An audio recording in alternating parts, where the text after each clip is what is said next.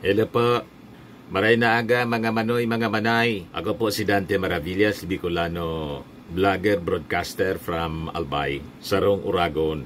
Ngayon, pag-usapan natin si Chis Escudero. Kasi si Chis Escudero na isang Bicolano na Uragon. Ngunyan, bago ng Uragon, pipeng Uragan na. Pipeng Uragan in Batikos, paano iurag-uragan yung mga kababayan natin sa buong Pilipinas. So, mula sa pagiging Uragon, ang ibig sabihin magaling, matibay, magaling. Naging makaurag na po. Ang ibig sabihin ng makaurag si Chis Escudero. Kinaiinisa na. Ang daming nagagalit. Kaya pipeng Uragan, nin Batikos ngayon. Ang ibig sabihin na pipeng Uragan, inuulan, pinapaliguan. Maraming kaulugan kasi yung pagiging Uragon. Sa positive meaning ng Uragon, dito sa amin sa Bicol, ibig sabihin magaling.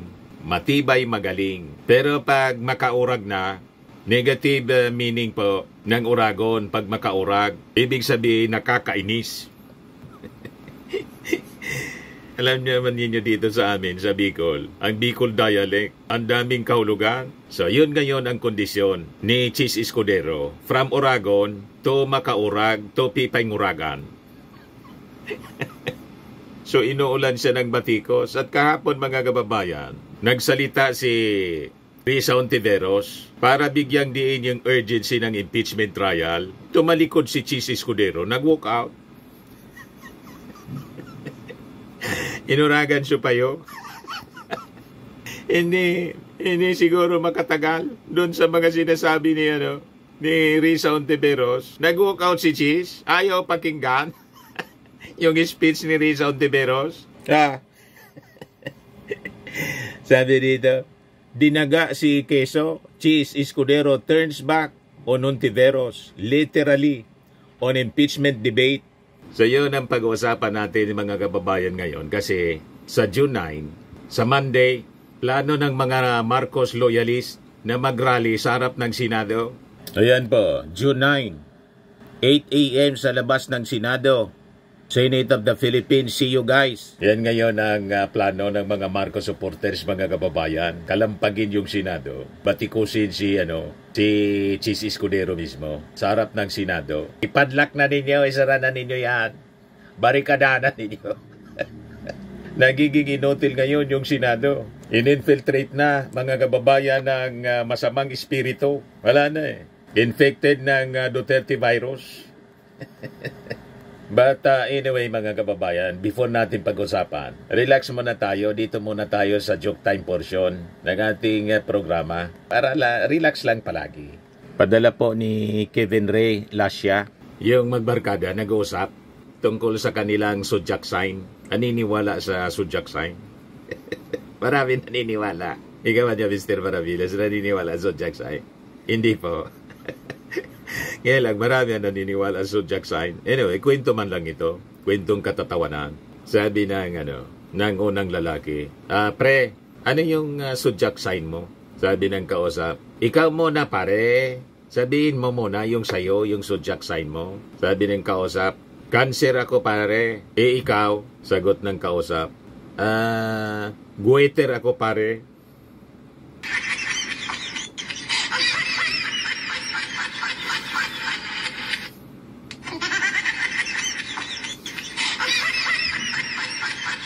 Cancer kasi yung isa eh. Siya daw goiter.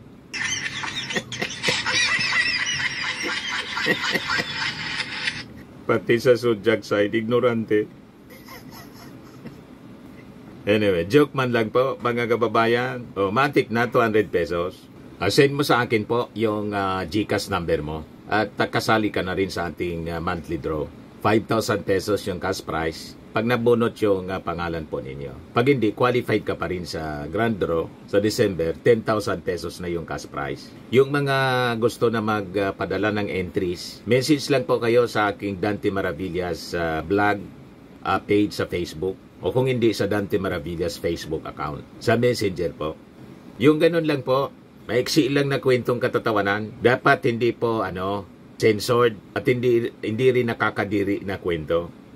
O kung hindi pa po kayo nakasubscribe dito sa ating YouTube channel, click subscribe ninyo at share naman po ninyo sa inyong mga kaibigan para mapasaya natin at saka para hindi po kayo mabiktima ng fake news at maling mga pinapakalat na mga propaganda. Lalo yung mga naninira sa ating gobyerno. At ngayon, balikan natin itong issue sa impeachment. Sabi natin kanina, talagang inuulan na po ng batikos itong si Chis Escudero. Kasi kitang-kita po, may kasabihan po tayo. Pag gusto, nagagawa ng paraan. Pag ayaw, maraming dahilan. Hindi maubusan ng palusot po si Chis Escudero. Kung ano-anong palusot. Ang dami pong sinayang na panahon. Mga kababayan, yung ating mga senador, ang taas ng sweldo ninyo. Inuna pa ninyo yung inyong pagbakasyon kaysa doon sa obligasyon ninyo under the Constitution. Kaya sabi po ni Risa Ontiveros, napakahalaga niyang mandatong ito ng ating saligang batas. Buti pa yung hindi abogado. Hindi man abogado po, si Risa Ontiveros. Pero aware siya ng napaka-importanting mandato ng ating saligang batas. Ngayon hindi na nakatiis si Risa po, tumayo doon sa Senado at naghayag ng kanyang manifestasyon. Hindi kinaya po ni Chis Escudero, biglang umalis. Hindi nagustuhan ng ating mga mamamayan na nakita si Chis Escudero, tumalikod bigla. Pambabastusan niya itong ginawa ni Chis Escudero. Kaya hindi na siya uragon ngayon, makaurag na. Dami nang iuragan sa iya. Galit na galit, ang ibig sabihin iuragan. You see? Sabi ko nga, sinayang ni Chis Escudero yung kanyang pagkakataon. Dati maraming humahanga sa kanya. Di ba? Ngayon po, pabawas ng pabawas ang mga taong believe kay Chis Escudero. Ang dami ng galit tuloy. Kasi nga, sabi ng mga observers po, dinidribolan niya talaga ni Chis Escudero. Pakinggan muna natin itong sinabi ni Risa Ontiveros sa kanyang manifestation. Ayan po si Risa Ontiveros. Once we receive the articles of impeachment, trial by the Senate shall forthwith proceed. Hahatulan tayo ng sambayanan kung hindi natin ginampanan ang tungkulin na ito sa sambayanan. I wish to respond briefly to the manifestation made by the majority floor leader. Mr. President, the 1987 Constitution demands that the Senate continue with the impeachment proceedings already initiated without further delay. The rulings of the Supreme Court make it clear that first, impeachment is a non-legislative function of the Senate. This is Chavez versus Judicial and Bar Council, GR number 202242, 16th April 2013. And second, that non-legislative functions of the Senate are not affected by the shift from 19th to 20th Congress. This is the case of Pimentel Jr. versus Joint Committee of Congress, GR number 163783, 22 June 2004. It is true that the 19th Congress cannot bind the 20th Congress and all unfinished business will be terminated. But this is only true for any work done by us in the exercise of our legislative functions. Napakahalagang mandato po ng saligang batas ito, klaro at walang kalabuan. Once we receive the articles of impeachment, trial by the Senate shall forthwith proceed. Hahatulan tayo ng sambayanan kung hindi natin ginampanan ang tungkulin na ito sa sambayanan. Mangyayari nito mga kababayan, kapag hindi inayos ni Chis Escudero, siya mismo yung i-impeach. Ang mag-i-impeach mga kababayan, kasi si Chis Escudero hindi man impeachable officer. Ang mag-i-impeach sa kanya, yung ating mga mamamayang Pilipino. Tatablahin siya sa mga susunod na eleksyon pag hindi niya inayos ito. Lalo't may mga nag-iisip na mga kababayan sa kanyang mga kasama, although butit na talo si Tol. Gustong tigbakin ni Tol yung impeachment sa Senado. So tama yung desisyon natin mga kababayan na kahit member ng alyansa, si Tol Tolentino, hindi natin binoto na talo. Kaya lang marami pa rin ang mga kalyado ni Digong at ni Sara sa Senado. Yung sabi ni Tolentino kahapon, if we cannot conclude the trial before June 30, we must recognize that this impeachment case is functionally dismissed. Lumalabas may sabuatan mga kababayan na i-dribble, i-delay ng i-delay para may rason na i-dismiss mga kababayan yung impeachment case laban kay Sara Duterte. Ayag kayo sa ganon? Ang ibig sabihin nito, mga kababayan, napakalakas kasi ng mga ebidensya. At yung mga kakampi ni Sara sa Senado, nagsasabuatan sila ngayon para hindi makapag-present ng ebidensya yung prosecution. Kasi pag na-present yung mga ebidensya sa articles of impeachment laban kay Sara Duterte, mahirapan sila na i-acquit si Sara Duterte. Kaya dinadaan nila sa ganito. Technicality, mga kababayan. Ito, pakinggan ninyo yung speech niya, manifestation ni Tolentino. Against Vice President Sara Duterte 117 days ago. Yet the trial required by Article 11, Section 3(4) of the Constitution to proceed forthwith will begin only on June 11, dangerously close to the end of the 19th Congress.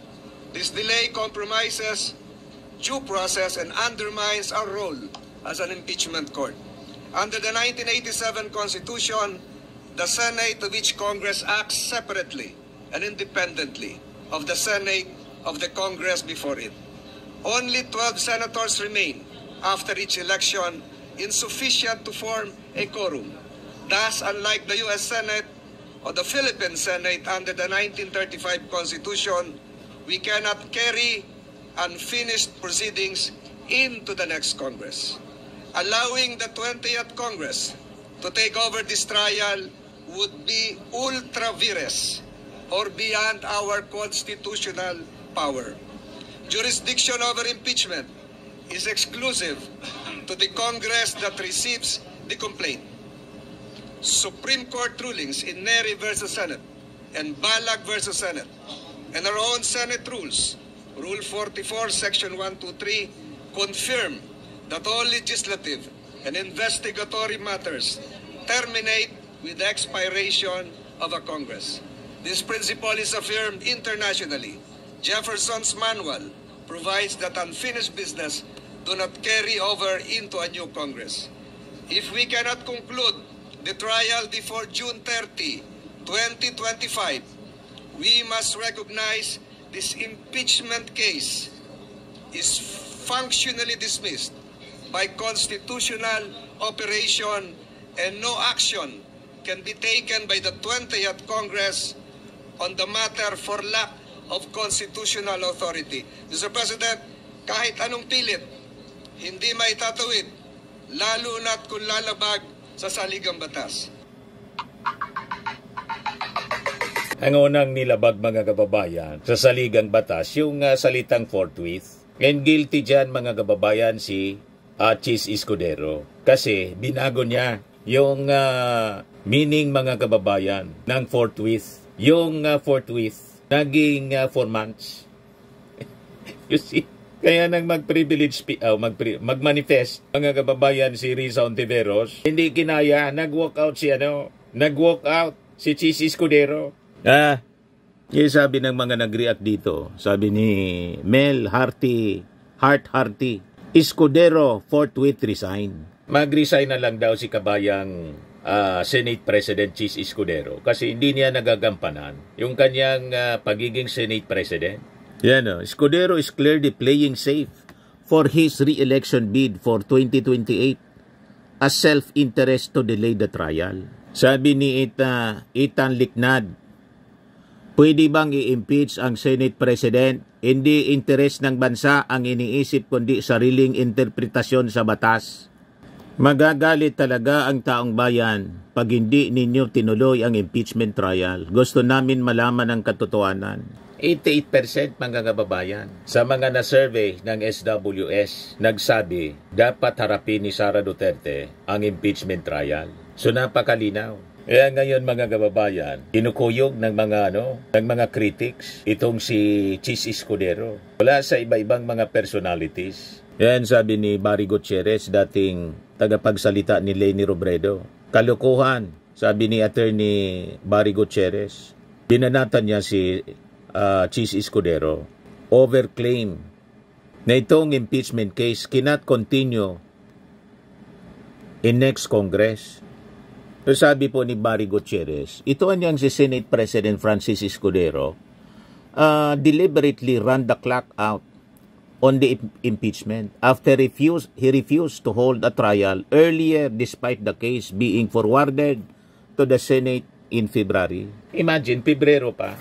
Si Amy Marcos nga po, nakapag-hold pa ng mga hearings para lang paglingkuran, idepensa po at batikusin yung kanyang kapatid sa pag-deliver sa kanyang inikilalang Tatay Digong ngayon sa ICC. Kung nagawa yun ni Amy Marcos, bakit itong napakalagang impeachment trial hindi magawa ni Senate President Chis Escudero? Tapos in-schedule yung pagbasa ng sakdal kahapon, inospon, schedule June 11. Kaya nagagalit yung ating mga mamamayang Pilipino. Sabi ni Barry Gutierrez, after months of inaction na niya, a senator now claims that the case will be dismissed if the trial is not finished by the end of the month, referring kay Senator Tolentino. Kaya sa tingin ni Barry Gutierrez, sinadya ninyong magbagal-bagalan tapos sasabihin nyo, wala nang oras, kalokohan.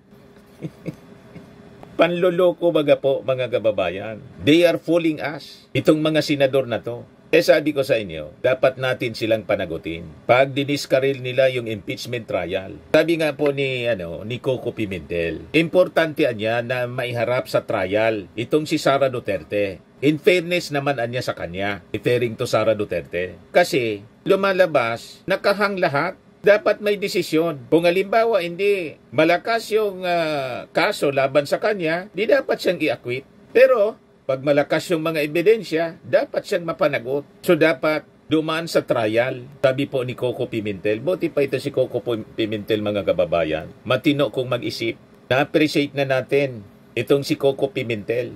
Yan sabi ni Coco Pimentel. Nadili na nga niya, tapos dinidili pa ulit. Nakahintay tayo ng 4 na buwan. Dumating ang June 2, tapos dinifer. Na-delay na nga ng 4 na buwan, tapos idinidili pa ng 8 araw. Bakit?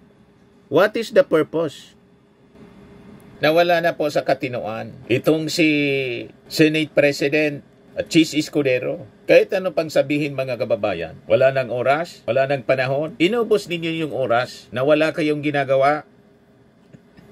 4 months. Pagkatapos ngayon, sasabihin ninyo, wala nang oras. You see? Sabi dito sa balita, sabi ni Barry Gutierrez, it would be a flagrant violation of the Constitution if the Senate will not hold an impeachment trial since this is their mandate once it receives the articles of impeachment. Harapang lokohan na ito kung ito nga ang plano. He also pointed out that 88% ng mga Filipino think Duterte should respond to the impeachment charges. And even Duterte herself claims she wants to face the charges. Nagyabang pa nga po si Sara Duterte. It will be a bloodbath. You see? Ako tingin ko yung mga statement na yon ni Sara Duterte, cover niya para i-intimidate mga kababayan yung Senado. Parang yung kanyang mga kaalyado, yumuyo ko din sa intimidation ni Sara Duterte. Kasi feeling nila, malakas pa niya yung influensya ng mga Duterte. Ito nga si Chis Escudero, just to maintain his Senate presidency. Tumawag daw kay Bato. Si Bato mismo yung nagsabi. Kinausapan niya ako. Nanliligaw mga kababayan si Escudero sa mga senador at kasama doon si Bato. Si Bato naman kahapon nga po kay Chis Escudero nanumpa. Ayan Alam na this. Yan report ng kahapon ng Inquirer. Look, re-elected Senator Ronald Bato de la Rosa takes his oath of office before Senate President Francis Chis Escudero on Monday. Pinili niya kay Chis Escudero mag-take oath. Alam na, yung iba sa barangay captain, yung iba sa kung sino, sa Chief Justice, kung sino yung pinili nila na mag-administer ng kanilang oath of office. Si Bato, pinili talaga si Chis Escudero. May mali siya. Kita na ninyo, mga kababayan? Sabi ni Barry Gutierrez, harap-harapang lukuanan niya ito. So ano anyang ginagawa ng Senado? Senators Aquilino Coco Pimentel III and Risa Ontiveros disputed Tolentino's argument and said sitting as an impeachment court is not a legislative function that expires at the end of each Congress. This is backed by Supreme Court decisions. Kahit yung mga konstitutionalist po, naniniwala po na hindi nagtatapos sa pagtatapos ng Kongreso ang na-file na impeachment case. Ang dami nang nagsalita po na mga legal luminaries na wala pong political affiliations kahit kanino. Mas naniniwala tayo doon sa mga legal luminaries na walang political affiliation kaysa kay Tolentino na lumalabas Duterte pa rin. Tama ba? Kahit sa mga opinion columns, mga kababayan, hindi nagustuhan ang ginagawa ngayon ni Senate President Chis Escudero. Ito mula sa Inquirer, opinion. Sabi dyan, Segundo Iclar Romero, columnist, if the trial is cancelled, the message is deafening. The powerful still get away with everything. Legal maneuvers will be seen as smoke screens. The law, again, becomes the weapon of the elite to protect their own. Correct. So yan ang nakakalungkot, mga kababayan. Sa sitwasyon natin ngayon, kanya-kanya pong interes. Hindi na yung interes ng ating mga mamamayang Pilipino, kundi yung kanilang political survival, political interest. Kahit yung mandato nila, mga kababayan, mula sa ating konstitusyon, namimikit mata po sila. Pinipilipit nila yung batas to suit their interest, mga kababayan. Pati yung mga religious leaders, nag-react na rin po. Hello. Delay in BP Sara impeachment trial shows lack of urgency. Religious leaders say. Ako, pag hindi po ito nahawakan ng tama ng Senado, malamang mag-edge sa people power. Na ang gagawin, mga kababayan, tao na yung gagalaw para si Sara Duterte papanagutin. Kasama na yung Senado. Baka ipadlock nila yung Senado. Ayaw man ninyo mga trabaho based sa mandato ng ng ating konstitusyon, di ipadlock na lang yan, i-abolish ng diretso yung Senado, buti pa yung Congress. Maganda, mga kababayan, yung performance. Kaya sabi ni Speaker Martin Romualdez, ito anyang impeachment case, ang bula niya nasa Senado na. Ayan po si Speaker Martin. Impeachment, sir. Minamadali ba niyo ba yung Senado to conduct the hearing? No, it's up to them. Wala kayong salamat po. It's up to them. We leave it up to their sound discretion. Okay naman, sir. Nasa sound discretion na niya ng Senado. Wala sa sound mind, mga kababayan, yung mga senador. Pinag-iwanan na, mga kababayan, ng katinoan. Ilan na lang yung mga matitino ang naiwan sa Senado, kaya logi yung ating mga mamamayang Pilipino sa pasweldo sa kanila. I think kailangang manawagan na tayo yung Senado, i-abolish na lang po. Yung mga nagiging senador natin, hindi na senador ng bayan, senador ng mga Duterte. Proud sila. Proud pa sila. At tawaging senador, Duterte Senators. You see? Buti na lang sana kung ang pamilya nilang ipinagtatanggol, matino. Wala sa katinoan, mga kababayan. Imagine, siya lang ang vice presidente na nagawang pagbantaan ang sitting president, ang first lady at speaker of the house. Wala pa yan sa history ng ating bansa. May ganong vice presidente. Pagkatapos, titigbakin lang nila ng mga senador yung impeachment at trial sa Senado. At hindi lang yon. You can just imagine, yung confidential funds, 125 million, ginastos in 11 days. At santambak na mga chichirya po ang beneficiaries. At nang i-check sa Philippine Statistics Authority, walang records. Pagkatapos palalampasin natin ang ganitong ori ng gawain. Doon lang sa pagbabanta. Pag pinalampas ito, mga kababayan, ng ating mga senador, inakwit si Sara Duterte. Ang ibig sabihin niyan, they are normalizing evil. Normal na yung pagbabanta. Ano isipin ng ating mga kabataan? Normal na niya. Yung paggawa ng ganitong krimen, mga kababayan, is normal. Imagine that. Pagkatapos, yung paglustay ng kwarta ng ating gobyerno, magiging normal na rin. Kasi hindi pinapanagot. Di ba po? Ngayon, kung walang kasalanan si Sara, tulad ng kanyang claim, importanteng dumaan po sa trial. So that, anuman yung desisyon based on evidences presented, then importanteng may desisyon. Hindi yung nakahang po at ang daming tanong na hindi nasasagot. Yun ang punto po ng mga nagpo-post para po sa impeachment trial. Kung i-acquit nila si Sara Duterte, so be it. Basta dumaan sa trial. Dapat kasi po may konklusyon sa kaso. Hindi yung nakahang. Ang daming tanong, hindi nasasagot mga kababayan. At ayaw sagutin ni Sara Duterte. Iniiwasan niyang sagutin. You see, yun ang essence ng accountability. Kaya nagsalita na po yung Coalition of Religious Leaders. Binanata na si Senate President Chis Escudero sa desisyon nito to move the presentation of articles of impeachment against Vice President Sara Duterte. Tinawag na nila yung move a setback for accountability and justice. Sabi po ng PIM, People's Impeachment Movement, grupo ng Catholic and Protestant leaders posing for Duterte's removal, said the delay signals a lack of urgency in addressing serious allegations against the Vice President. Sabi po ng convenor na si Flavie Villanueva, sa patuloy na pagkakaantala ng proseso ng impeachment, lalo lang lumalakas ang loob ni Vice President Duterte na hindi siya mapanagot sa kanyang mga nagawa sa bayan at sa mga Filipino. Lumalabas, nagiging enabler sa mga maling gawain itong si kabayang Chis Escudero. Gusto mo ng ganong reputasyon? Bababa ka bilang senador na may ganyang reputasyon, talagang mawawala yung tiwala ng ating mga mamamayang Pilipino sa Senado. Yung ating Senado, historically mga kababayan, it is considered as the last bastion of democracy. Sinira nitong mga ilan nating senador. Sinalaula na yung Senado. Mga personal na interes ang ipinaglalaban. Lalo itong mga kaalyado, mga kababayan ni Sara Duterte at ni Digong. Ginagamit yung Senado, the last bastion of democracy historically. Yan ang pagkakilala ng ating mga mamamayang Filipino. Ngayon, defenders ng isang pamilya. Yun ang nakakalungkot mga kababayan.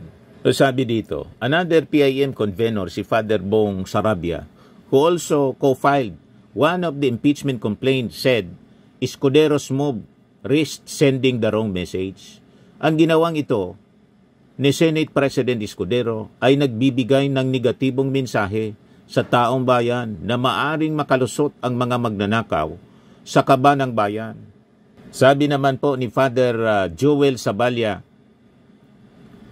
also of PIM, warned that repeated delays could undermine public trust in democratic institutions. Paano pa magtitiwala ang taong bayan sa ating mga institusyon kung mismong Senado na inatasang magsagawa ng impeachment trial ay nababahag ang buntot sa pagpapanagot sa Vice Presidente? Para naman kay Pastor Leonard Arevalo of San Bartolome Christian Fellowship, he urged the Senate not to yield to political pressure. Hindi dapat bumigay ang Senado sa anumang pressure o impluensya. Dapat nitong gampanan ang kanyang tungkulin sa ilalim ng ating saligang batas at panagutin ang mga nagkasala sa bayan. PIM described itself as a national alliance of clergy, lay people, and citizens committed to fighting corruption in government.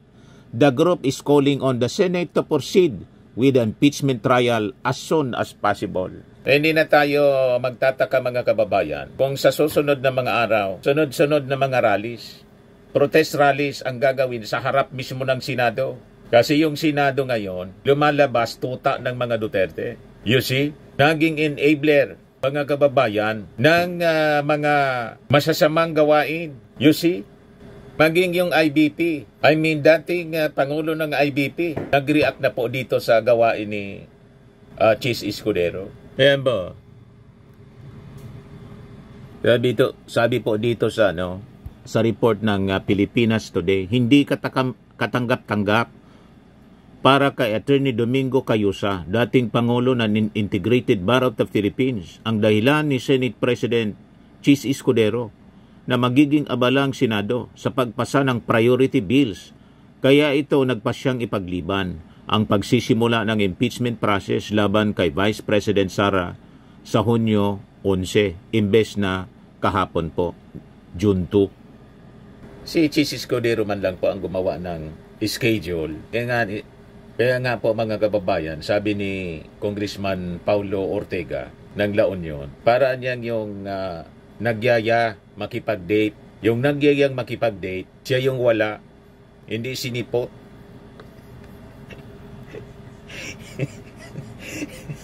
Inindyan yung kadate mga kababayan. Yung Congress, yung kadate niya. Yung mga House prosecutors, binigyan ng schedule para sa pagbabasa ng sakdal. Reading of the articles of impeachment. Kahapon sana. Hindi sinipot. You see, ganon ang ginawa ni Chis Escudero. Kung ano-ano pong mga palusot ang sinasabi. Hindi ka na makakaulit, Chis Escudero. Pag ganyan, sinira mo yung tiwala ng mga mamamayang Filipino. Malamang kung you run for re-election or anumang posisyon in 2028, malamang matulad ka kay Tolentino. Botit si Amy Marcos. Nakasabit pa, pero kalay-kabit. Pang-12.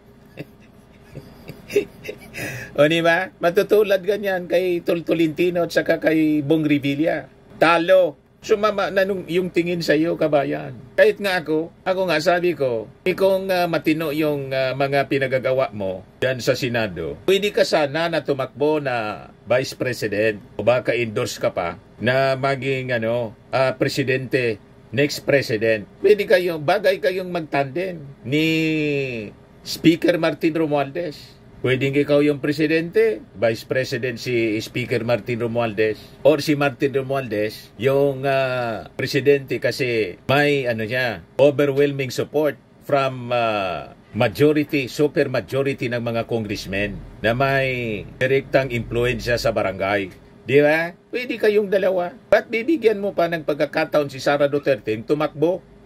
Isang tambak yung ginawang kalukuhan ni Sara Duterte. Yun lang na pagbanta sa ating Pangulo. Imagine that kung i-acquit ninyo yan. That will be unacceptable sa ating mga mamamayang Filipino. Yung ginawa po ni Sara Duterte, culpable violation of the Constitution and betrayal of public trust. Hindi po matatanggap ng ating mga mamamayan kasi po sila mismo yung testigo sa number 1 articles of impeachment. At sabi ni Sara, no joke, no joke. You will normalize violence and grave threats and wickedness pag inakwit ninyo si Sara Duterte.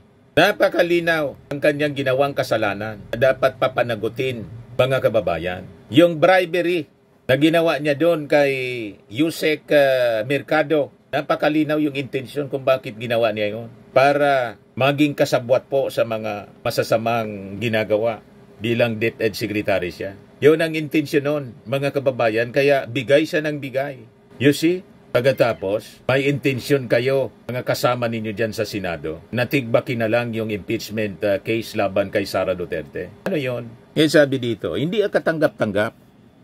Sabi ni Attorney Domingo Cayosa, dating Pangulo ng Integrated Bar of the Philippines, ang dahilan ni Senate President Chis Escudero, after anya na pinangakuan niya ang taong bayan, nung mag-complain na bakit dinidribble niya ito, pinatatagal nyo.